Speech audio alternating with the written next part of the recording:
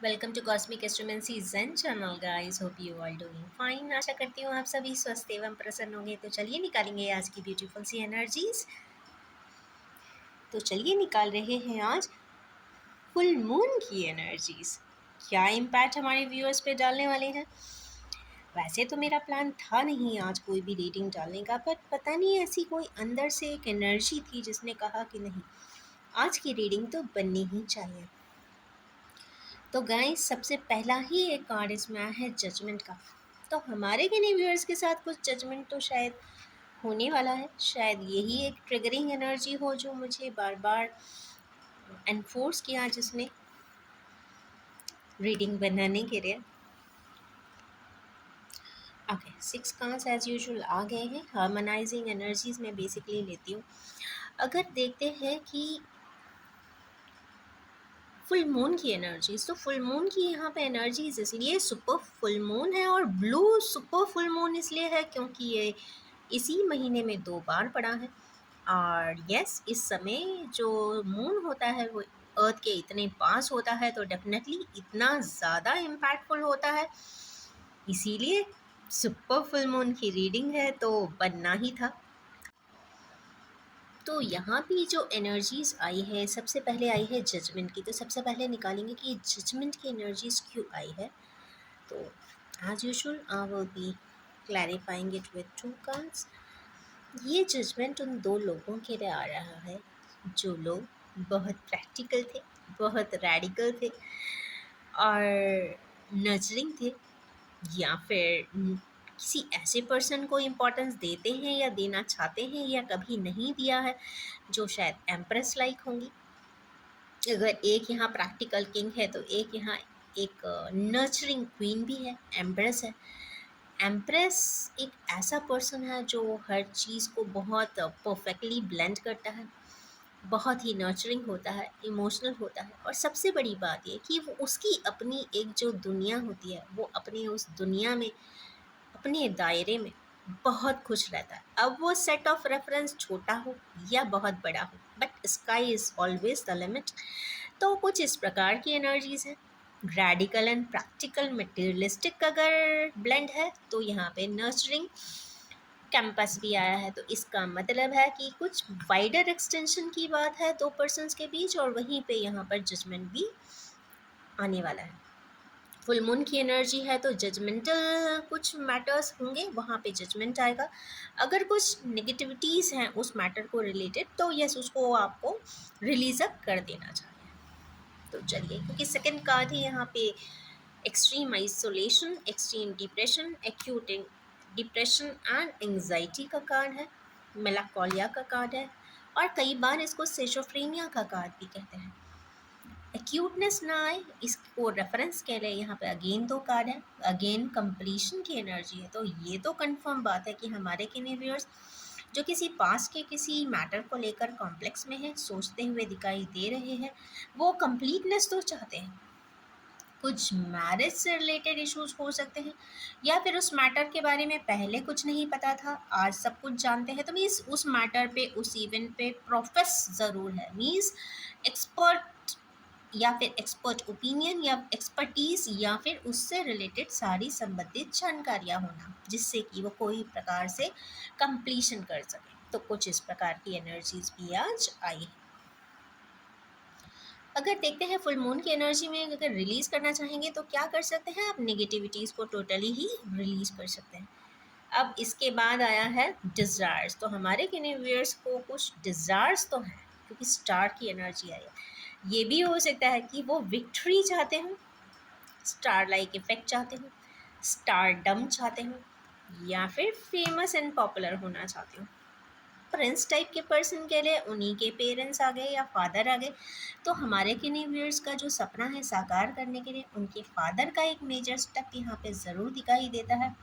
किस चीज़ के लिए वो स्टेप ऑन करते हैं या सपोर्ट करना चाहते हैं, वो चाहते हैं कि उनका पर्सन या उनका बेटा या फिर उनका सन लाइक पर्सन विक्ट्री आ जाए उसको, और उसको क्या मिल जाए, स्टेबिलिटी भी मिले, सपोर्ट भी मिले, गाइडेंस भी मिले, मेंटोरशिप भी मिले, और खुशियाँ भी मिले। इसके बाद का कार्ड है पैशन, वो भी इंस्टेबल। पैशनेट है, बट इंस्टेबिलिटी है। इमोशनल इंस्टेबिलिटी है कि फाइनेंशियल, चलिए देखते हैं। यहाँ पे इमोशनल इंस्टेबिलिटी की बात ज़्यादा दिखाई देती है। एक कार्ड और निकालेंगे, फिर इसको क्लैरिफाई करेंगे। 4 को क्लैरिफाई 4 नहीं किया है, तो यहाँ तो ये कंफर्म बात है कि ये इंस्टेबिलिटी की एनर्जी है। तो इमोशनल टर्मोइल हमारे किनिवियर्स के साथ ज़रूर या तो पहले हुआ था जब वो जानकारी नहीं था उन्हें, और साथ में मून की एनर्जी आ जाने का मतलब है कि इन्फ्लुएंस, तो इन्फ्लुएंस होकर किसी चीज़ में इंस्टेबिलिटी ज़रूर लिया है, ऐसा कुछ दिखाई देता है। उसके बाद की एनर्जीज आई है एस ऑफ वैंड्स। तो एस ऑफ वैंड्स अगेन एक न्यू इनिशिएटिव की बात करता है, एक स्टेप उठाने की बात करता है। चलिए देखते हैं किस प्रकार का स्टेप हमारे किनिवियर्स उठाना चाहते हैं। वेल प्लान्ड, जहाँ से भागे, जो पहले कार्य नहीं करना चाहते थे वहीं पे उस जहाँ से पीछे हट के आए थे उसी से रिलेटेड एक सोर्ड के साथ, मीन्स एक strength, confidence and meticulous approach and planning के साथ वो वहीं जाना चाहते हैं, आगे बढ़ना चाहते हैं। एस को क्लैरिफाई एस ने ही किया है, इसका मतलब है इनिशिएटिव तो बहुत जल्दी कोई उठाने वाले हैं। लास्ट कार्ड आया है मीटिंग का, तो हमारे किनिवियर्स इंटरेक्शन कर रहे हैं, मीटिंग कर रहे हैं, काउंसलिंग कर रहे हैं या काउंसलिंग ले रहे हैं। चलिए देखते हैं किस मैटर को लेकर। कम्युनिकेशन, 8 को क्लैरिफाई अगेन 8 ने किया है। 3 की एनर्जी है, मीन्स जुपिटर एंड सैटर्न की एनर्जी आ जाने का मतलब है जो भी कम्युनिकेशन है, जिस भी चीज़ों के लिए, मीटिंग्स के लिए या फिर फोरम्स के लिए हमारे किनिवियर्स मेहनत कर रहे हैं, तो वहाँ पे उन्हें जस्टिफाइड रिजल्टेंट ज़रूर मिलेगा। जस्टिफाइड का मतलब है जो पिछली ज़िंदगियों में किए हुए कार्यों के आधार पर जो उस इवेंट से निहित डिसीजन फाइनल ऊपर वाले का होगा, कुछ उस प्रकार का डिसीजन उस मैटर पे ज़रूर होगा। खास बात यह है, रीडिंग जजमेंट से चालू होकर जस्टिफाइड एक्शन पे ख़त्म हुई है। इसका मतलब है कि हमारे किनिवियर्स को जस्टिफाइड स्टेप उठाने के लिए जस्टिफाइड एक्शंस भी कर रहे हैं, ये एक बहुत अच्छी बात है। तो चलिए अब निकालेंगे इन्हीं कार्ड्स पे कुछ ओरेकल्स। चलिए निकालेंगे इन्हीं कार्ड्स पे कुछ oracles, means resultant and remedial. सबसे पहला है material and spiritual prosperity, obstacles and challenges, पार। गुड, एम्परर के नीचे पार आ जाए, इसका मतलब है हमारे किनिवियर्स को एक्सट्रीम स्ट्रेंथ एंड अथॉरिटी ज़रूर मिलने वाली है। किसी कार्य के लिए अगर ऑथराइज हो जाते हैं ना, इसका मतलब है कि you have full rights to do that. Conflict and defeat, cards बहुत अच्छे हैं। बॉटम ऑफ द डेक भी देखते हैं क्या निकलता है। ट्रांसफॉर्मेशन, बहुत प्यारी एनर्जी है। एक सेलिब्रेशन की एनर्जी आई है bottom the deck of tarot में, और यहाँ पे ट्रांसफॉर्मेशन आया है। तो सबसे पहला कार्ड है मटेरियल एंड स्पिरिचुअल प्रॉस्पेरिटी। तो हमारे के लिए व्यूअर्स अपनी बहुत जिस भी जगह पे डिवाइन जजमेंट है या डिवाइन इंटरवेंशन है, वहाँ पे हमारे व्यूअर्स हारमनी की एनर्जी में है, मटेरियल एंड स्पिरिचुअल प्रॉस्पेरिटी कर रहे हैं, जिससे कि उनको कोई चीज़, कोई मैटर, कोई कॉन्टेक्स्ट बहुत क्लैरिटी से समझ भी आ रहा है। क्योंकि मैटर को एक जानना अलग बात है, डेटा इकट्ठा करना अलग बात है, बट उसको समझना एक बहुत ही अलग मैटर है, कॉन्टेक्स्ट है। तो उस कॉन्टेक्स्ट को वो बहुत अच्छे से समझते हुए दिखाई दे रहे हैं। नेक्स्ट कार्ड यहाँ पे, जो लोग मेलखोलिया में हैं या फिर डिप्रेशन में हैं, उनके कुछ ऑब्स्टिकल्स एंड चैलेंजेस हट जाने वाले हैं, या फिर आज के दिन की जो एनर्जीज है इसमें आप सारे ऑब्स्टिकल्स और चैलेंजेस को या निगेटिविटीज़ को, जो चीज़ आपको लगता है कि ऑब्स्टिकल है, उसको फियरलेसली फेस कर लीजिए।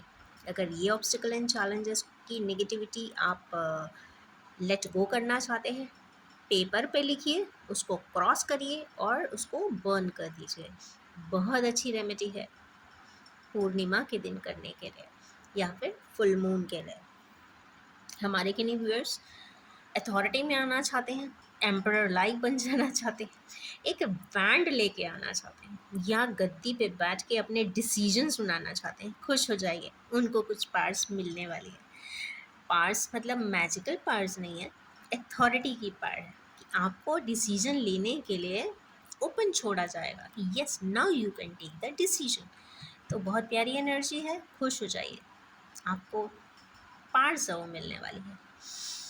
इसके बाद हमारे किनेवियर्स, अभी भी ऐसा लगता तो है कि जो लोग बहुत पैशनेट थे, जो लोग कहते हैं ना कि चाहे इवेंट हो, सिचुएशन हो, पोजीशंस हो, या फिर पर्सन हो, इमोशनली कनेक्टेड हो, कॉन्टेक्स्ट कुछ भी हो, वहाँ पे उन्होंने सेक्रीफाइस तो बहुत दिया है और शायद आज भी वो सेक्रीफाइस देते हुए ही दिखाई दे रहे हैं।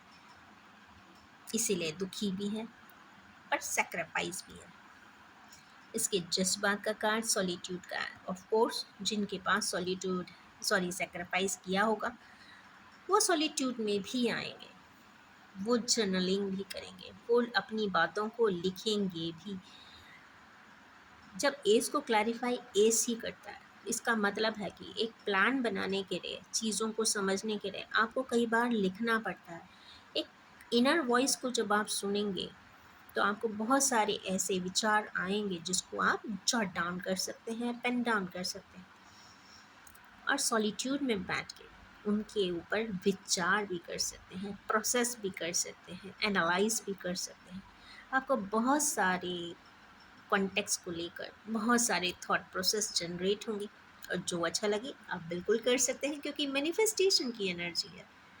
And last and the least, जहाँ पे मीटिंग हो रही है, एट एट की एनर्जी आई है, मीन्स जस्टिफाइड स्टेप होने वाला है या जस्टिफाइड कम्युनिकेशन होने वाला है। तो हमारे किने व्यूअर्स किसी कॉन्टेक्स्ट में पीछे की तरफ आते हुए दिखाई दे रहे हैं। कहाँ आ रहे हैं? क्योंकि वो कैंडल के पास आ रहे हैं।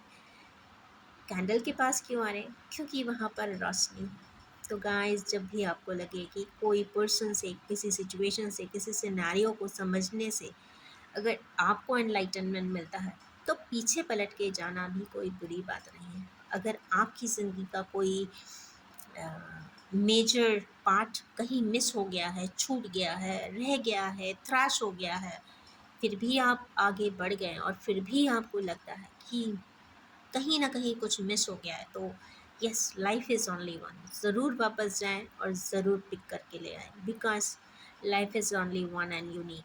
जितने भी कार्य कंप्लीट कर सकते हैं कार्मिकली, थर्मोडायनामिकली, बिल्कुल कर डालिए, क्योंकि ऑफ कोर्स रेडियंस भी है, लाइट भी है, आप एनलाइटन भी होंगे, वाइब्रेंस में भी आएंगे, रेडियंस भी आएंगे।